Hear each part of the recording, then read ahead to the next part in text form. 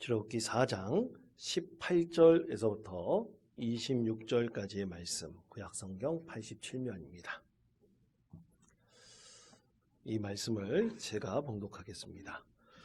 모세가 그의 장인 이드로에게로 돌아가서 그에게 이르되 내가 애굽에 있는 내 형제들에게로 돌아가서 그들이 아직 살아있는지 알아보려 하오니 나로 가게 하소서. 이드로가 모세에게 평안히 가라 하니라. 여호와께서 미디안에서 모세에게 이르시되 애굽으로 돌아가라. 내 목숨을 노리던 자가 다 죽었느니라.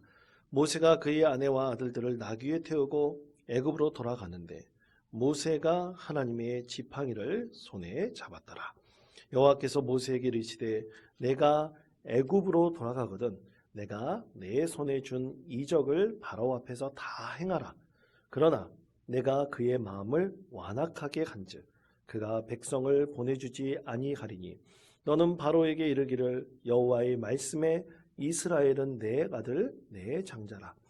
내가 내게 이르기를 내 아들을 보내주어 나를 섬기게 하라 하여도 내가 보내주기를 거절하니 내가 내 아들 내 장자를 죽이리라 하셨다 하라 하시니라. 모세가 길을 가다가 숙소에 있을 때에 여호와께서 그를 만나사 그를 죽이려 하신지라. 십보라가 돌칼을 가져다가 그의 아들의 포피를 베어 그의 발에 갖다 대며 이르되 당신은 참으로 내게 피 남편이로다 하니 여호와께서 그를 놓아 주시니라.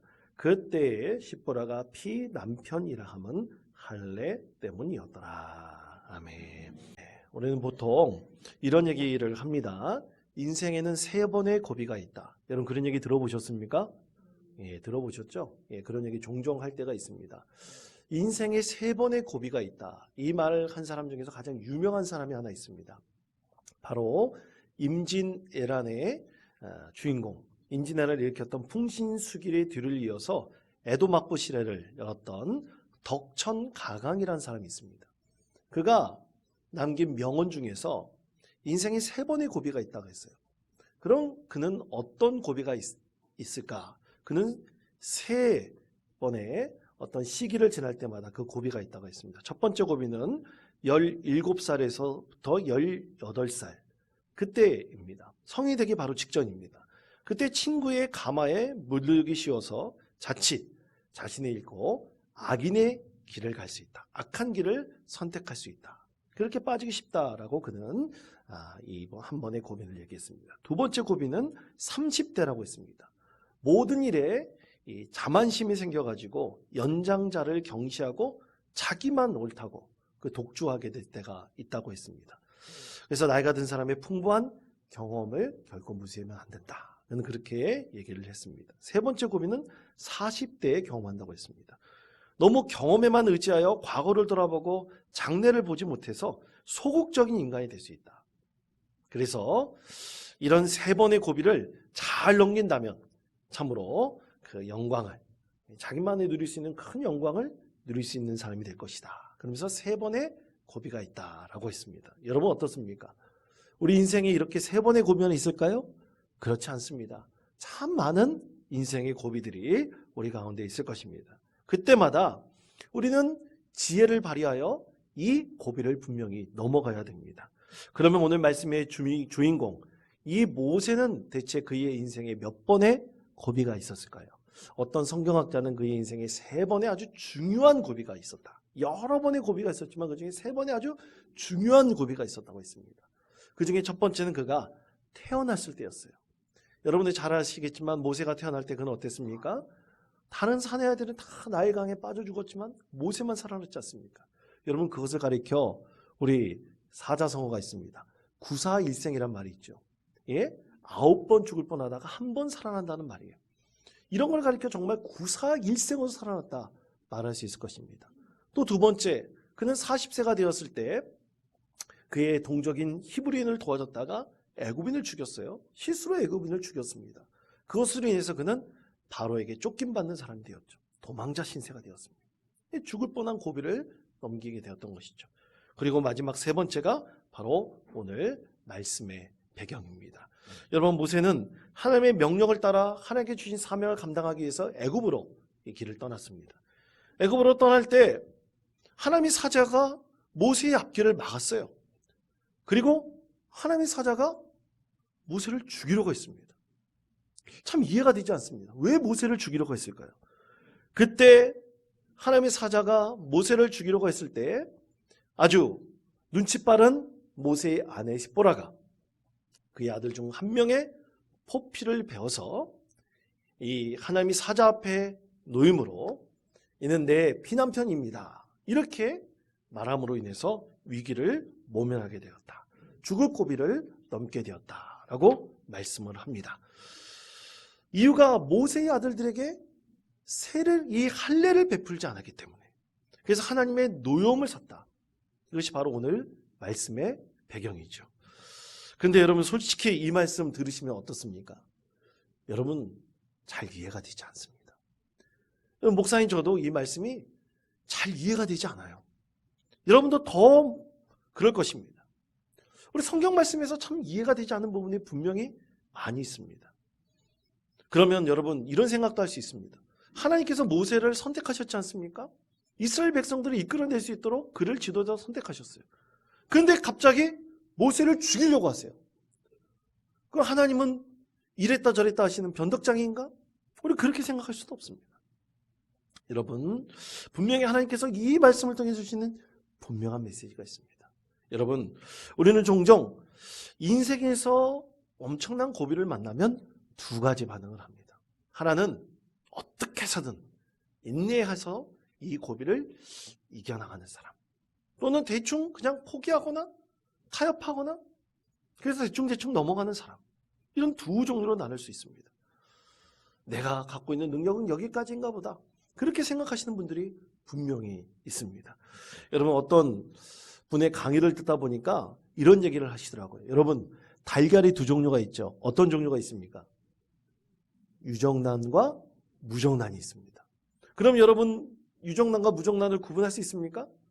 제 아들에게 물어보니까 아들이 이 빛을 비춰보면 그게 보인다 그러더라고요. 저는 잘 모르겠습니다. 여러분 사실 우리가 유정란과 무정란 구분하기 어렵습니다. 그러나 구분할 수 있는 방법이 있어요. 그것은 뭡니까? 그것은 부화시켜 보면 돼요. 부화시켜 봤을 때 거기에 생명이 있는 것, 생명이 없는 것, 언젠가는 그 결과가 분명히 나타나게 되어 있습니다. 우리 인생도 마찬가지 아닐까요? 우리 사람들도 그 안에 생명의 빛이 있는 사람이 있고 그렇지 않은 사람이 있습니다. 생명의 빛이 있는 사람은 어떻게 해서든 이 달걀이 유정란이 부화하듯이 이 어려운 고비를 넘어가려고 애쓰고 노력할 것입니다. 과연 나는 어떤 사람이 되기를 원합니까? 대부분 나는 이런 고비를 이겨나갈 수 있는 사람이 되기를 간절히 원할 것입니다. 그러면 우리가 이렇게 생명의 빛이 내 안에 있고 이 어려움을 극복해 나가기 위해서 우린 어떤 사람이 되기를 원하십니까? 그리고 과연 무엇을 해야 됩니까? 오늘 하나님께서 우리에게 주신 이 말씀을 통해서, 이 말씀을 통해 우리 하나님께서 주신 지혜를 깨닫고 말씀 가운데 거하시는 믿음의 성도 되시기를 바랍니다. 오늘 말씀에는 세 가지 아주 중요한 포인트가 있습니다. 첫 번째, 저를 따라 주시기 바랍니다. 하나님의 지팡이를 손에 잡았더라. 하나님의 지팡이를 손에 잡았더라. 아멘. 자, 출애굽기 4장 18절에서부터 20절까지 말씀을 다 같이 한 목소리로 읽겠습니다. 모세가 그의 장인 이드로에게로 돌아가서 그에게 이르되, 이제 들에게로 돌아가서 그들이 아직 살아있는지 알아보려 가오니 나로 가게 하소서. 이드로가 모세에게 평안히 가라 하니라. 여호와께서 미디안에서 모세에게 이르시되 애굽으로 돌아가라. 내 목숨을 노리던 자가 다 죽었느니라. 모세가 그의 아내와 아들들을 나귀에 태우고 애굽으로 돌아가는데 모세가 하나님의 지팡이를 손에 잡았더라. 아멘. 자, 모세가 혼자 떠난 것이 아니라 그의 아내와 아들 둘 게르솜과 엘리에스를 데리고 함께 애굽으로 길을 떠났습니다. 그때 장인에게 고하면서 이렇게 말했죠. 장인어른, 저는 잠시 애굽에 들어가서 내 형제자매들을 만나고 그들이 잘 있는지 잘 살고 있는지 안부를 물어보고 또 이렇게 인사하고 돌아오겠습니다. 그랬더니 장인이 평안히 잘 다녀오게. 이 말에는 어떤 걱정과 근심도 하나도 보이지 않습니다. 당연한 그냥 일반적인 인사의 과정이죠. 인사치레입니다. 잘 다녀오라는 이런 이들의 말과 다르게 모세는 과연 어떤 마음일까요? 모세의 속이 아마 이만저만이 아닐 것입니다. 어떤 일이 일어날지, 어떤 상황이 그 가운데 닥칠지, 그는 아내와 아들들까지 데려갔으니 엄청난 걱정과 근심 가운데 길을 떠났을 것이 분명합니다. 만약 아내와 아들들은 그냥 장인에게 맡겨놓고 갔으면 그래도 마음이 좀 편했을 거예요. 그렇지만 하나님의 말씀에 따라서 그의 아내와 그의 아들들까지 다 데리고 갔습니다. 어떻게 이 걱정과 근심, 어떤 일이 펼쳐질지 모르는 참으로 자기 하나의 목숨도 담보할 수 없는 어려운 상황 가운데서 그의 아내와 그의 아들들까지 다 데려갈 수 있었을까요? 그것은 인생의 고비를 넘길 때 반드시 필요한 지혜, 하나님의 지팡이를 모세의 손에 잡았다는 말씀을 통해서 우리는 이해하고 깨달을 수가 있습니다.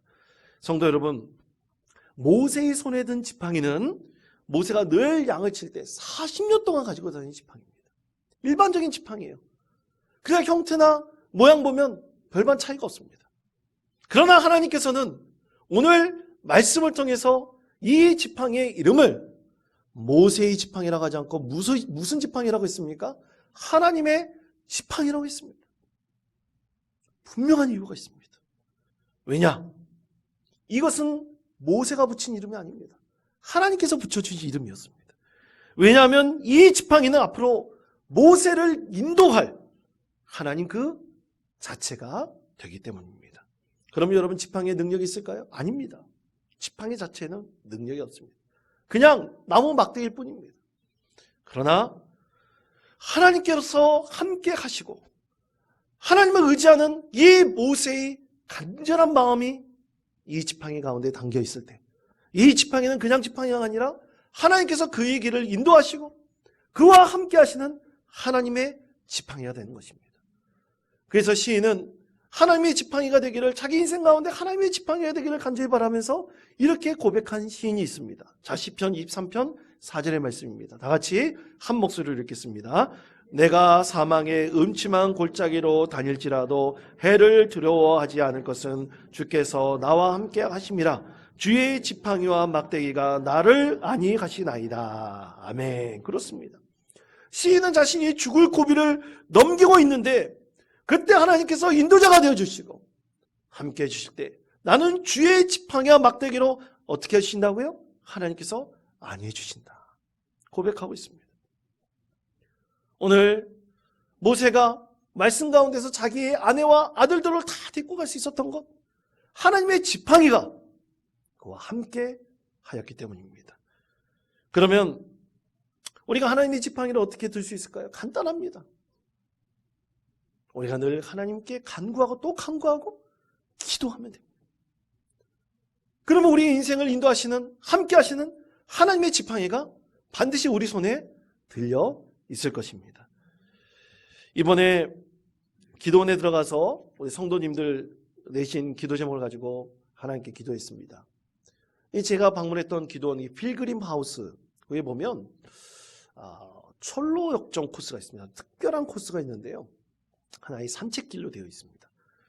존 버년의 철로 역정이라는 작품을 이 기도원을 세웠던 이동호 목사님이 이제 그의 특별한 산책길로 한 코스를 마련해 놓고 많은 그리스도인들이 이것을 방문할 수 있도록 했습니다.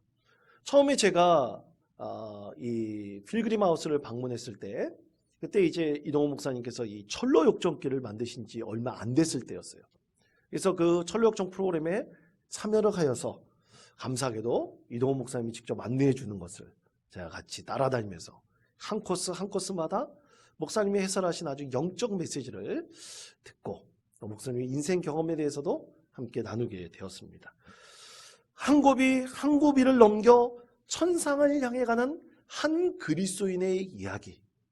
여러분, 이것은 소설 속에 담겨있는 한 사람의 이야기는 결코 아닙니다. 오늘 이 세상을 살아가는 우리 그리스도인들의 인생의 이야기가 됩니다. 우리도 인생의 고비고비를 넘지 않겠습니까? 우리가 살면서 절망에 빠져보지도 않겠습니까? 우리가 살면서 내 변덕과 내 고집 때문에 잘못된 길로 들어보지 않겠습니까? 또 내가 잘못된 생각 때문에, 내 정욕과 탐심 때문에 나에게 닥쳐진 일을 그르친 적도 있지 않겠습니까? 한 그리스도인의 인생길에서 한 곱이 한 곱이 넘어가는 것에 대해서 여러분, 이 소설 속에 나와 있는 한 인생만이 아니라 오늘도 이런 고비고비를 넘는 우리 인생에 대해서 목사님의 말씀을 통해서 해설되어질 때 참 마음이 경건해지고 숙연해지기도 했었습니다. 여러분, 우리 그리스도인들이 이런 한 인생의 고비고비를 넘을 수 있었던 그 이유는 무엇입니까? 여러분, 그것은 모세처럼 우리가 하나님의 지팡이를 우리 손에 분명히 붙들고 있기 때문입니다. 필그림 하우스의 철로역정 그 코스에 가보면 가장 먼저 입구에 서 있는 동상이 있어요. 한 그리스도인의 동상인데 그의 손에도 지팡이가 들려 있습니다. 이 지팡이가 바로 하나님의 지팡이인 것입니다. 여러분, 우리 손에 반드시 올 한 해 하나님의 지팡이를 꼭 붙들고 있는 믿음의 성도 되시기를 축복합니다. 여러분, 근데 우리 지팡이를 놓칠 때가 있어요. 있습니까? 없습니까? 있습니다. 우리가 산에 올라갈 때 악굴싸, 무릎이 아파 죽겠는데 왜 지팡이를 집에 두고 왔지? 아니, 내가 왜 이렇게 잊어버렸지? 그렇게 생각할 때 분명히 있습니까? 없습니까? 있습니다. 그런데 여러분, 우리가 이렇게 하나님의 지팡이를 놓거나 잊어버릴 때가 분명히 있지만 여러분 마음속에 분명히 한 가지만 소망하고 있으면 됩니다. 내가 하나님을 바라고 하나님을 원하고 하나님을 찾는 이 간절한 소망의 마음을 잃지 않으면 됩니다. 그러면 여러분 어떤 지팡이든 다 하나님의 지팡이가 되는 것입니다. 사랑하는 성도 여러분, 우리가 인생을 살아갈 때 참 많은 고비를 겪지 않겠습니까? 이 철로역정이라는 작품에도 보면 그리스도인과 함께 길을 떠났던 변덕장이나 고집장인 같은 경우는 가다가 길을 떠나버려요. 그들의 손에 쥐어진 하나님의 지팡이를 내려놓는 사람이 있습니다. 그러나 여러분, 그러면 안 됩니다. 어떤 인생의 고비고비를 넘을 때마다 반드시 주의 지팡이와 막대기가 나를 안위하신다는 이 믿음을 가지고 나아가시며 하나님께서 반드시 여러분 가운데 함께 하시고 여러분이 갖고 있는 이 지팡이가 분명한 하나님의 지팡이가 될 것이라고 믿습니다. 이제 두 번째, 저를 따르해 주시기 바랍니다. 내가 내 손에 준 이적을 다 행하라. 내가 내 손에 준 이적을 다 행하라. 이것이 두 번째 포인트입니다. 자, 출애굽기 4장 21절에서부터 23절까지 말씀을 한 목소리로 읽겠습니다. 여호와께서 모세에게 이르시되 내가 애굽으로 돌아가거든 바로 앞에서 다 행하라. 그러나 내가 그의 마음을 완악하게 간즉 그가 백성을 보내주지 아니하리니 너는 바로에게 이르기를 여호와의 말씀에 이스라엘은 내 아들 내 장자라. 내가 내게 이르기를 내 아들을 보내주어 나를 섬기게 하라 하여도 내가 보내주기를 거절하니 내가 내 아들 내 장자를 죽이리라 하셨다 하라 하시니라. 아멘. 자, 어떻습니까? 하나님께서는 모세가 떠날 때 이미 말씀하셨어요.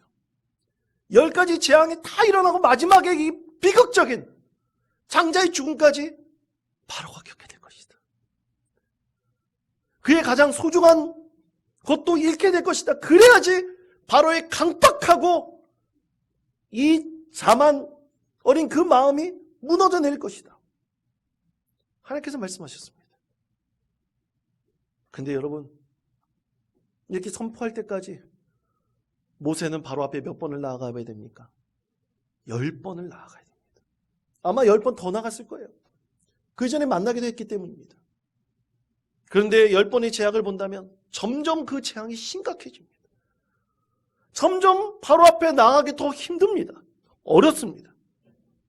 근데 하나님께서 바로 이 모세에게 요구하신 것은 뭡니까? 10가지 재앙이 이루어질 때까지 다 행할 때까지 모세는 바로 앞에 나아가야 됩니다. 믿음의 과정을 겪어야 됩니다. 그것이 고난이든 기쁨이든 감사든 어떤 것이든 간에 모세는 믿음의 과정을 겪어야 됩니다. 여러분, 우리도 마찬가지입니다. 우리도 올 한 해 살아갈 때 참 녹록치 않은 일들이 우리 가운데 있을 수 있습니다. 그렇다 할지라도 이것이 하나님의 뜻이라면 우리는 이 믿음의 과정을 온전히 밟아가야 됩니다. 수행해야 됩니다. 수행할 때 여러분, 우리 이런 마음을 하나님께 가지시기를 권면드립니다. 나에게 일어난 모든 일들은 하나님께서 주신 것이다. 내 개인이 갖는 것이 아니다. 하나님께서 이루시는 것이다. 이 믿음의 과정을 온전히 하나님의 지팡이를 붙들고 이뤄가겠다. 이 마음을 여러분 곧 잊지 마시기를 권면드립니다. 여러분, 내일이라면 그냥 내 개인적이라면 대충 포기할 수 있어요. 그렇지만 우리가 하나님의 뜻을 이루어 하나님께서 나를 통해서 믿음의 과정을 통해서 참 많은 것을 내 주변과 내 가족과 내 이웃과 내 형제 자매들과 나와 함께 있는 여러 공동체 안에 있는 모든 사람들에게 영향을 미친다면 우리는 그 일에 최선을 다해야 됩니다. 그것이 큰 고비가 있다 할지라도 그 과정을 잘 수행해야 됩니다. 모세가 이 10번의 재앙을 참 두려운 가운데서도 참 선포하기 싫지만 바로 앞에 가서 그 두려움을 이기고 그 재앙을 선포하는 그 믿음의 과정을 겪었듯이 우리도 하나님의 지팡이를 붙들고 이 담대한 믿음의 과정을 극복해 나가시기를 축복합니다. 여러분, 우리 그리스도인은 하루를 살아도 하나님의 영광을 위해 살아야 됩니다. 여러분 믿으십니까? 혹자는 참 어려움을 당하고 또 사고로 장애를 당할 수도 있어요. 그리고 너무나 큰 고통 때문에 빨리 내 생을 끝내달라고 요구하는 사람들도 분명히 있습니다. 그러나 우리 그리스도인들은 절대로 그러면 안 됩니다. 하루를 살아도 하나님의 영광을 위해 사는 것, 그렇게 살아가는 것이 바로 우리 하나님의 뜻입니다. 그러기 위해서 여러분 하루하루 우리 믿음을 다해서 최선을 다해야 됩니다. 그러기 위해서 여러분 건강하셔야 됩니다. 아멘. 여러분 그러기 위해서 행복하게 사셔야 됩니다. 여러분 지금 얼굴에 웃음빛이 있습니까? 근심과 걱정이 있습니까? 여러분 앞뒤 여러분들 한번 보세요. 근심과 걱정의 얼굴이십니까? 웃음의 얼굴이십니까? 여러분 얼굴에 행복의 얼굴을 갖기를 늘 축복합니다. 그리고 우리 하나님의 영광을 올려드리는 믿음의 삶을 살기를 늘 기도하시는 저와 여러분이 되시기를 간절히 축원드립니다. 여러분 그렇게 잘 사셔야 됩니다. 그러기 위해서 남에게 피해를 주면 안 돼요. 나만 잘났다고 살면 안 됩니다. 늘 겸손하게 하나님의 뜻을 구하고 하나님 너무나 어렵습니다. 그러면 하나님께 간절히 매달리면서 기도하시고 그리고 내가 지금 판단하는 것이 과연 하나님께서 나를 통해서 이루시는 것인가? 하나님의 관점은 하나님의 시각으로 판단하는 것인가? 늘 묻고 또 답을 얻으시기를 바랍니다. 모세가 선포해야 될 10가지 재앙은 그가 넘어야 될 10가지 고비였습니다. 그런데 그는 그것을 끝까지 수행했죠. 왜냐? 하나님께서 그와 함께 하셨기 때문입니다. 우리도 마찬가지입니다. 과연 10가지 고비가 있을까요? 아닙니다. 더 이상 있을 수도 있고 더 적을 수도 있어요. 그런데 이 고비의 그 크기, 어떻게 보면 이 고비에 넘는 그 힘듦이 굉장히 어떤 사람이 힘들 수도 있습니다. 그러나 여러분 걱정하지 마십시오.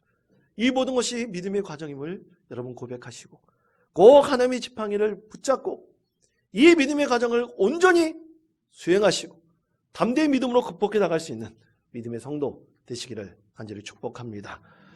자, 세 번째는 이것입니다. 저를 따라 해주시기 바랍니다. 피난편이라 함은 할례 때문이었더라. 피난편이라 함은 할례 때문이었더라. 아멘. 자, 출애굽기 4장 25절에서부터 26절까지 말씀을 한 목소리로 읽겠습니다. 십보라가 돌칼을 가져다가 그의 아들의 포피를 베어 그의 발에 갖다 대며 이르되 당신은 참으로 내게 피남편이로다 하니 여호와께서 그를 놓아 주시니라. 그때 십보라가 피남편이라 함은 할례 때문이었더라. 아멘. 자, 아까도 말씀드렸듯이 참 어려운 본문입니다. 이해하기 어렵습니다. 하나님께서 그렇게 어렵게 세운 모세였는데 왜 그를 죽이려고 하셨을까? 저도 말씀을 읽다가 어려운 문장을 보거나 말씀을 이렇게 접하게 되면 성도에게 그래요. 우리 질문하는 성도에게 제가 좀 더 알아보고 기도해보고 연구해보고 알려드리겠습니다. 그럽니다. 왜냐하면 실수하면 안 되기 때문이죠. 우리 성도들이 잘못하면 안 되기 때문이죠. 그런데 참 이 말씀 성경학자들마다 해석이 다 틀려요. 그런데 하나 많은 사람들이 좀 추정하는 좀 신빙성이 있다, 신뢰할 만한 그 해석은 이런 것입니다. 이 모세도 하나님을 알지 얼마 되지 않았지 않습니까? 그런데 모세의 장인 이드로와 십보라는 더 몰라요. 그들은 하나님을 만나본 적도 없습니다. 그런데 특히 이 십보라는 자기 남편 따라서, 자기 못 따라 강남 간다는 것처럼 이 남편 따라서 먼 길 애굽 땅으로 가야 됩니다. 그런데 자기 아들, 두 아들에게 할례를 행하자고 모세가 요구했어요. 그런데 싫다 그랬습니다. 여러분, 요즘 남자들은 아내 말을 잘 들어야 됩니다. 잘못 들으면 큰 코 다칩니다. 아내 말을 그렇게 들었던 거예요. 에이, 그냥 지나도 되겠지. 그냥 안 해도 되겠지. 이 정도는 그냥 괜찮겠지. 그러다가 큰일을 당하게 된 것입니다. 그때 하나님께서 십보라를 회개시키셔서 그녀에게 지혜를 주셔서, 칼도 없었나 봐요. 그냥 주변에 날카로운 돌로 깨서 돌칼 하나를 만들어가지고 그 자리에서 아들 하나의 포표를 베어서 하나님이 사자 앞에 두고, 이는 내 피난편입니다. 모세가 그것으로 인해서 살게 되었다 말씀을 합니다. 여러분, 우리는 우리의 삶의 자리에서 종종 고비를 넘길 때, 넘어갈 때, 그래서 극복해 갈 때 도저히 내한테 있을 수 없는 일이 일어날 때가 있습니다. 여러분, 그렇지 않습니까? 생각하지도 않는 일들이 일어날 때가 있어요. 근데 우리에게 참 좋은 일만 일어나면 얼마나 좋겠습니까? 근데 내가 예상치 못하고 도저히 생각지 못했던 일들이 우리 가운데 분명히 일어나기도 합니다. 전혀 뜻하지 않은 일들이 일어날 때 우리는 낭망하고 좌절할 수도 있습니다. 그때 여러분, 믿음의 사람으로 해야 될 것은 딱 한 가지 방법이 있습니다. 믿음으로 하나님께 지혜를 구하십시오. 그리고 여러분의 손에 붙들고 있는 하나님의 지팡이를 놓지 마시고, 내 인생의 진정한 인도자시는 분이 하나님이시라는 것을 잊지 마시고, 하나님께서 이 고비를 넘기게 해달라고, 이 어려움을 이기게 해달라고 늘 하나님께 간절히 기도하시는 믿음의 성도 되시기를 축복합니다. 그럼 얼마만큼 하나님께 지혜를 구해야 되느냐? 고비를 넘을 수 있을 만큼 더욱더 하나님께 간절히 하나님을 의지하면서, 그래서 하나님께 나중에 감사와 영광을 돌려드릴 수 있는 참된 믿음의 사람이 되기를 늘 하나님께 구하시기를 바랍니다. 여러분, 우리 인생에서 진짜 이해할 수 없는 고비가 분명히 있을 것입니다. 말도 안 되는 일도 분명히 있을 것입니다. 그때 우리는 왜 하필이면 나입니까? 왜 내가 이런 고난을 당해야 됩니까? 원망할 수도 있습니다. 이해할 수 없는 일이 일어날 때 우리 모두 하나님을 의지합시다. 하나님의 지팡이를 붙들고 더욱더 간절히 매달려서 이 위기를 벗어날 수 있는 지혜를 우리 하나님께 달라고 간절히 기도합시다. 그렇다면 반드시 오늘 십보라를 통해서 그의 남편 모세를 구원하셨듯이 하나님의 은혜가 우리 가운데 임할 것이라고 믿습니다. 이런 믿음으로 이 세상에서 오직 하나님의 뜻을 온전히 이뤄가며 하나님의 지팡이를 늘 손에 붙들고 가는 믿음의 성도 되시기를 간절히 축원드립니다.